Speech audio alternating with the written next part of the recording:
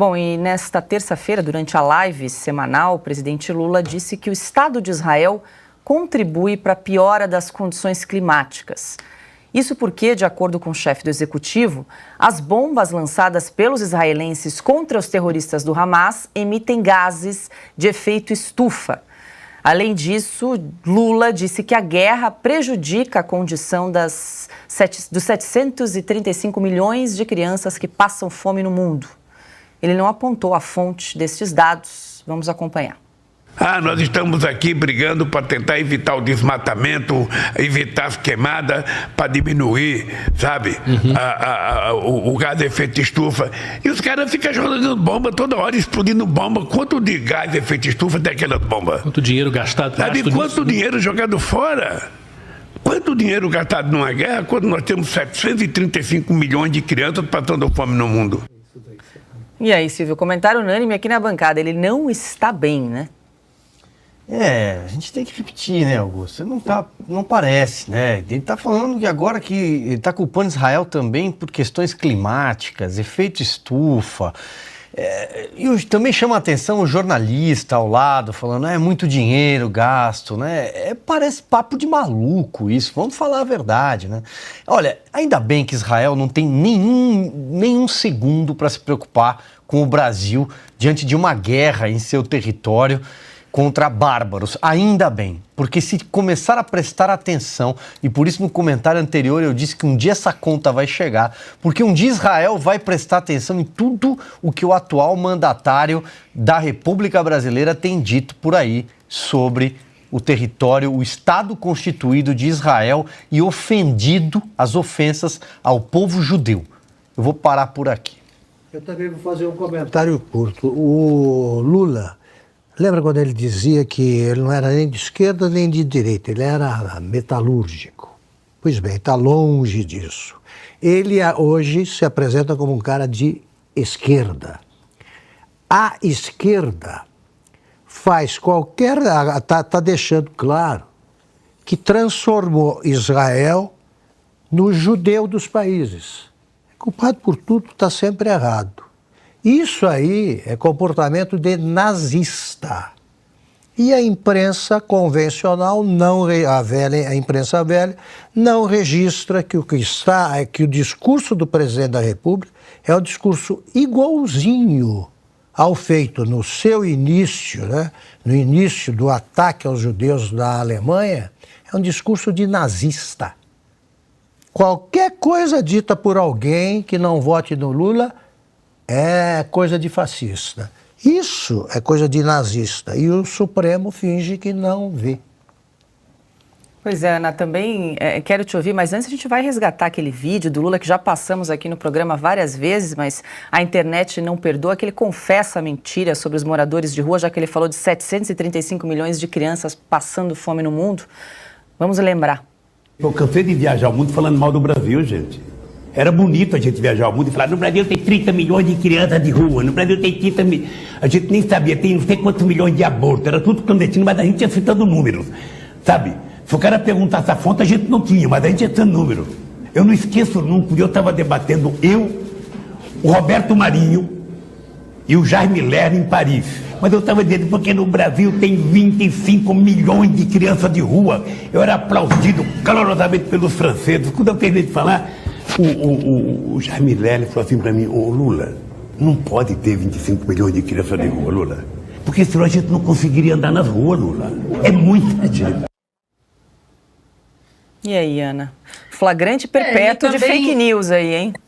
E ele também agora, diante dessa guerra de Israel contra o terrorismo, ele cita um número de mortos que é um número passado pelo Hamas, pelo grupo terrorista Hamas. E você vê que quando não tem a dona Janja ali do lado, né, para cutucar, para passar bilhetinho, fica quieto, ele fala essas bobagens todas. Agora, que vergonha, né, do Marcos Uchoa, já foi um grande jornalista esportivo, não, porque é muito dinheiro, né, as bombas de Israel. E quanto de dinheiro, Marcos Uchoa, presidente Lula, o Irã derrama no Hezbollah, no Hamas, nos grupos terroristas? E quanto de dinheiro tem os líderes do Hamas, que nem na faixa de Gaza moram? Os líderes do Hamas moram no Catar, são endinheirados, tem milhões e milhões e milhões de dólares nas contas. Esse dinheiro vocês não mencionam, né, senhor Marcos Uchoa, senhor Lula, o dinheiro do Irã, os bilhões de dólares derramados nos grupos terroristas, nas bombas, nos foguetes, no planejamento todo, nos 500 quilômetros de túneis debaixo, ali na terra dos túneis subterrâneos na faixa de Gaza. Esse dinheirão todo não é mencionado, né?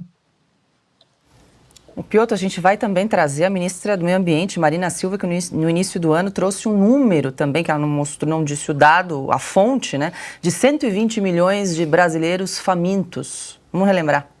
O mundo é desigual. No meu país tem 120 milhões de pessoas que estão passando fome.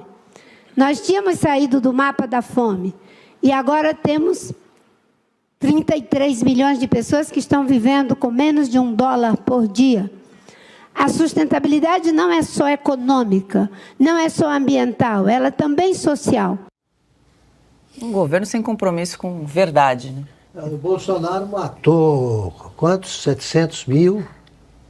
Pandemia, né? Na pandemia e criou, o número que ela disse é de quantos? 120 milhões. 120 milhões de pobres. É isso. Na cabeça dela, né? Pois é, essa cabeça merece o Ministério. O Ministério está no seu ambiente, digamos assim. O IBGE reviu a população brasileira, está um pouco acima de 200 milhões, acho que 203, acho que era... Bom, enfim, 120 é mais que a metade de pessoas. Como é que... Bom, eu vou repetir a frase do Jaime Lerner. Tinha acabado com a pobreza. Aliás, como é que... Então, deu tudo errado, né? Mas vamos lá, eu vou repetir a frase do Jaime Lerner. Bom, se tivesse 120 milhões passando fome, a gente seria um país gigante da América com características de África subsaariana. É isso aí. Não cabe. A questão não é uma questão... Faminto. É porque não cabe. Não cabe. E daí? E você fala isso no Fórum Econômico Mundial, aí a ministra do Meio Ambiente vai lá falar isso no Fórum Econômico Mundial, sendo que, posteriormente a esse evento, que foi em janeiro deste ano, aí nós tivemos falta de planejamento do governo para o El Niño. Eu vou insistir nessa história, que era previsível. Já se sabia que o El Niño ia acontecer. As queimadas na Amazônia acontecem sempre no período da seca, aumenta, o que lamentavelmente também é previsível. O governo tinha 170 bi de fura-teto e não reservou nada para fazer uma ação emergencial na Amazônia, função do Ministério do Meio Ambiente. Aliás, qual é o plano para a Amazônia do Ministério do Meio Ambiente? Eu não vi ainda. E se foi divulgado, foi mal divulgado. Por quê? Você não vê as pessoas discutindo, nem o governo, sobre o plano que, em tese, ele deveria ter. Acho que não tem.